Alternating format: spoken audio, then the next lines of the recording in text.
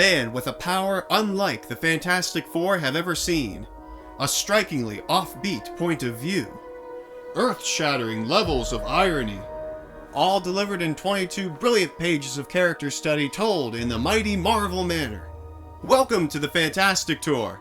I'm Peter, and today we're talking Fantastic Four number 234, The Man with the Power. Cover dated for September 1981, with words and art by John Byrne. Byrne had a few earlier stints on Fantastic Four, but this story comes just 3 issues into the start of his run as full-time writer and penciler on the series. Yet the focus of this story is on a new, one-off character, Leroy Collins, or Skip, who we meet on the opening splash page as the middle-aged man wearily puts on his slippers in his messy bedroom. It's a great introduction to this saggy, sad character, with the detailed environment informing us about his life. The bandage on his foot, the scattered clothes, the 60s-style vertical wood or fiberboard panels with their reputation for being mundane and tawdry. I'm no interior designer, but I'd call the whole scene oppressively bland, giving me the impression of gathering dust as time passes by. Meanwhile, the large painting of the bullfight garishly contrasts with this dullness and seems to highlight just how far from any excitement Skip is. The narration informs us that some have greatness thrust upon them, and some are unaware of the greatness they harbor within. We'll soon learn what this means for Skip. The next 3 pages depict Skip's morning routine. The pace is slow, extending that earlier feeling of tedium so that we feel the full extent of his modest, mundane existence. But during this morning routine, we see glimpses of something remarkable. By his mere thought, Skip changes the fabric of reality. When he wishes his house were clean, suddenly it is. When he wishes he had left home earlier to beat the traffic, suddenly he has. Skip never notices. He remains unbelievably ignorant of the wonder around him, of the wonder he himself brings about. His concerns are so rooted in his day-to-day existence, he fails to notice anything outside of it. The narration tells us that Skip is a man who craves total anonymity, avoids heavy questions, and fails to realize that he is the engineer of his own fate, and the everyday tedium of his life is his own creation. Even in this quiet life, there is one particular source of turmoil: Skip's hippie son, who stays out late, backtalks his parents, and reads literature Skip finds inappropriate for the breakfast table. It seems Leroy Jr. causes a lot of grief for his mom and dad. Yet despite wishing for him to change, for some reason, Skip is unable to affect his son with his subconscious powers. The narration suggests it may be because Skip doesn't want to exert too much control over his children. Or perhaps it's that even the greatest power has limits. When Skip arrives at work at the Acme Aglet Company, his boss asks him to handle a business meeting in New York the following Monday, which means Skip would get a free weekend in the city. When this opportunity presents itself, Skip eagerly accepts it, and while the rest of the world experiences the week as usual, Skip skips over the work week, an often underrated superpower, and just like that, it's the weekend for him, and he's on a plane to New York City. While apparently sitting beside Stan Lee in an uncharacteristically nonchalant cameo, Skip sees a newspaper article that casts his mind back to what we see as the origin of his powers, being experimented on in the US Army's nuclear tests. Skip thinks he was unaffected, apart from a vague buzzing in his head that he didn't mention to the researchers, and now barely notices. We know better. And now that we've met Skip, seen his daily life, and know his story, I'll take a moment to point out that when we were introduced to him, his nickname was placed between his first and last name in quotation marks, as you'd expect. But throughout the rest of the book, whenever the narration uses Skip's name, it continues to appear in quotation marks. Every time. What idea is reinforced by all the quotation marks around Skip's name? Is it the insubstantiality of his life? Mocking his paltry, average, apparently inconsequential existence when he could have so much more, do so much more? Or is it that he skips over the important things in life he should be noticing? I don't know. But the nickname itself reminds us at every turn of the irony that Skip does indeed possess awesome abilities, including such power as to skip over all the dull moments in his life, but he fails to look hard enough to notice it and embrace it. And even in Skip's dull existence, an exciting, flashy nickname could still be the one way he manages to stand out. Alas, he doesn't even get that. Yet the unexciting, anonymous nickname he does have might still be the most distinguishing thing about him, at least as far as the other characters know. In fact, as far as exciting nicknames go, Skip's compares pretty unfavorably to the code names of his foils in this story: Mr. Fantastic, the Invisible Girl, the Thing, and the Human Torch. And we're getting to them. When Skip arrives in New York, he excitedly plays tourist. He hopes to see the Fantastic Four, maybe even in action. It's unclear whether it's Skip's doing, but as he wishes, so is it done. At this point in the narrative, a third of the way through the book, the FF blend into the foreground, though Skip remains on hand. Throughout the city, the FF are called into action, and it quickly becomes apparent the entire Earth is facing incredible catastrophe, with the damage and death already widespread and indescribable. Seeing the unspeakable disaster, Skip feels useless. He wishes he could help in some way. And just like that, he's suddenly watching as Ben tries to free a trapped freighter from beneath a collapsed portion of the Brooklyn Bridge. Suddenly, the whole bridge begins to collapse, leaving only Ben to support it as the freighter passes beneath. It's nearly too much, even for Ben, until Skip offers some unwitting assistance by subconsciously reducing the weight of the bridge. It soon becomes clear to Reed that the worldwide disaster is actually an attack from a distant planet, so the FF fly off-world to meet it. When Skip sees their craft take off, he believes the Fantastic Four have deemed Earth a lost cause and are abandoning it. Skip's desperate thoughts send a powerful ripple through the world, undoing the disaster from ever happening in the first place. That being the case, Skip does not remember it ever occurring, and so, blissfully unaware, he continues enjoying his weekend in the city. That buzzing in his head is now gone, indicating that this final feat has maxed out his incredible power.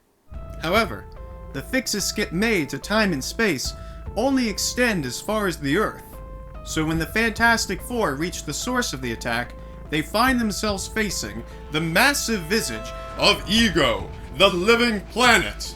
The FF story is just beginning, continuing in the next issue. But, with telling irony, the story of L.R. Skip Collins is over, in some ways before it ever began. Yet John Byrne manages to satisfyingly pull this off, and pull a bit on the heartstrings while he's at it. This was one of the first FF comics I read as a kid, and it really socked me in the gut and blew my developing young mind.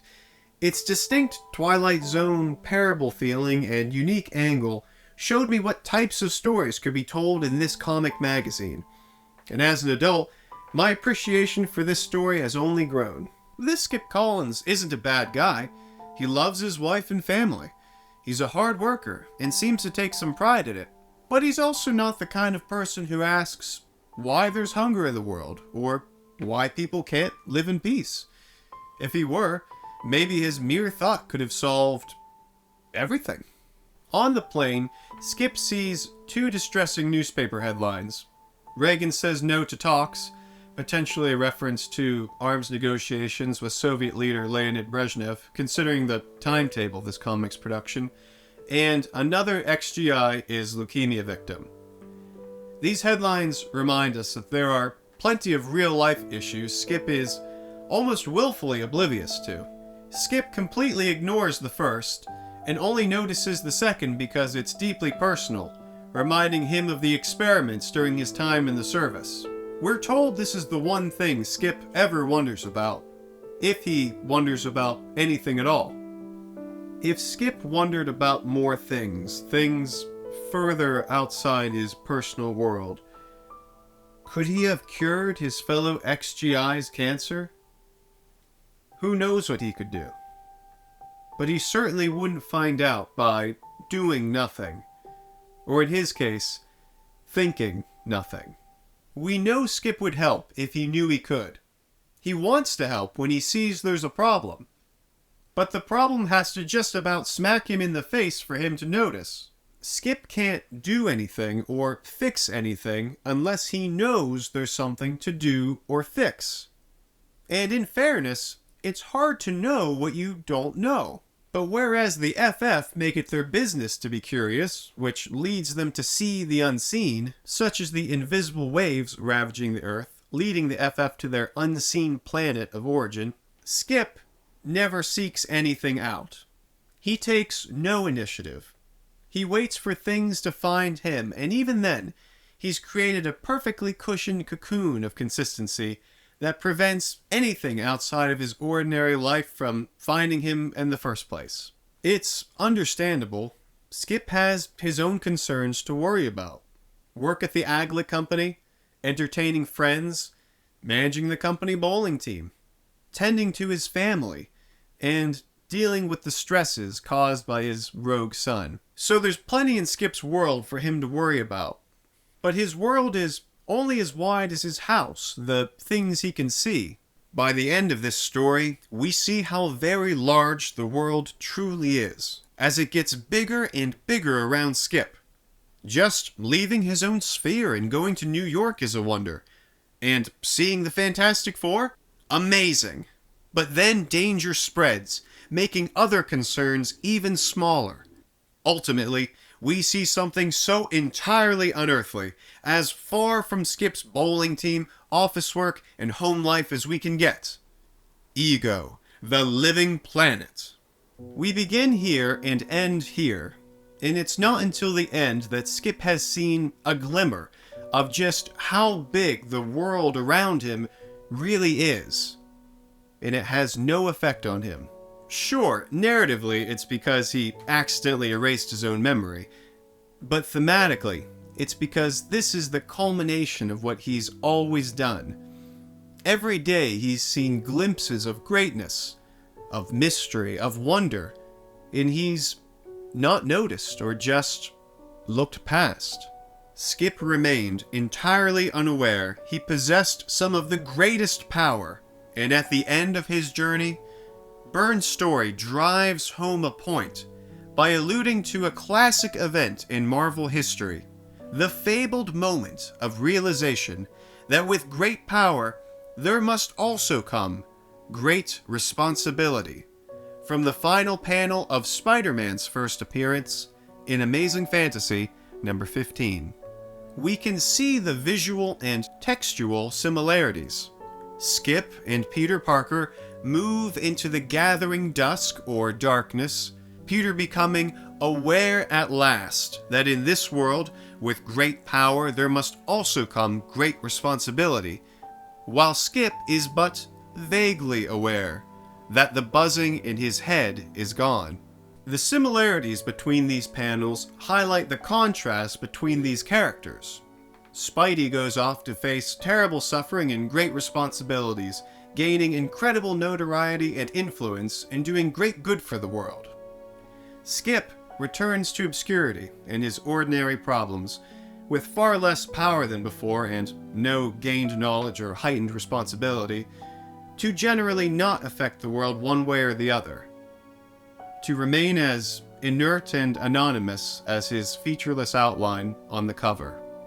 I'd also note that, as Peter fades into the gathering darkness, at least he knows where he stands. In the dark. But dusk is even more ill-defined, somewhere between the dark and the light.